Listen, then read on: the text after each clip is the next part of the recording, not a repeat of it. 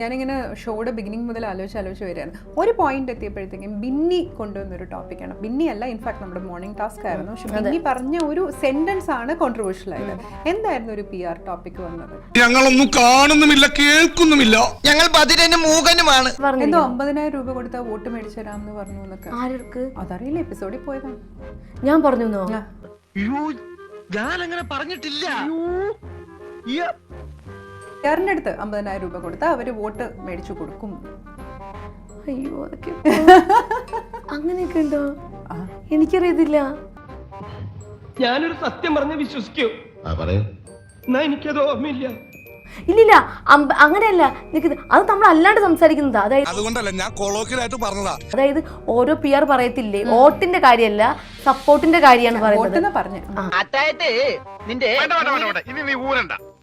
അപ്പൊ ബിന്നി എന്താ 16 ലക്ഷം? അതാണ് എനിക്ക് മനസ്സിലാവാത്തേ. 16 ലക്ഷം, ചിലപ്പോൾ 15 ലക്ഷം എന്നൊക്കെ ആയിരിക്കും ഞാൻ പറഞ്ഞത്. PRന് എത്ര പൈസ കൊടുത്തു?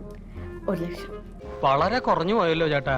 സത്യത്തിൽ എത്ര കൊടുത്തു? ഒന്നും കൊടുത്തില്ല. 1 ലക്ഷമാണ്, 50 ഞാൻ കൊടുത്തത്. ഇനി 50,000 ഇങ്ങനെ പോലെ കെട്ടുകഥ ഉണ്ടാക്കാൻ ഇത്ര വിദഗ്ധം മലപ്പുറം ജില്ലയിൽ വേറെ ഇല്ല. കാരണം എന്ന് വെച്ചാല് അപ്പൊ 1 ലക്ഷം രൂപയ്ക്ക് ഇത്രയധികം PR കിട്ടുമോ? അനുവിൽ നിന്ന് നമ്മൾ വലിയ എമൗണ്ട് ഒന്നും ചോദിക്കുന്നില്ലെന്ന് കുറച്ച് പേര് പറഞ്ഞു. ടീച്ചർ ഒന്ന് നിന്ന് വെച്ചാൽ മതി. ടീച്ചറെ ജയിപ്പിച്ചെടുക്കുന്ന കാര്യം ഈ ശശാങ്ക മുതലാളി ഏറ്റു. അതിനിപ്പോ എത്ര പൈസ പൊട്ടിയാലും ഈ ശശാങ്കന് ഇനി പോയിട്ട് ബാക്കി കൊടുക്കണം. ഇല്ല ഒരിക്കലും. കാരണം ഞാൻ പിശിക്കുകയാണ് പൈസയുടെ കാര്യത്തിൽ.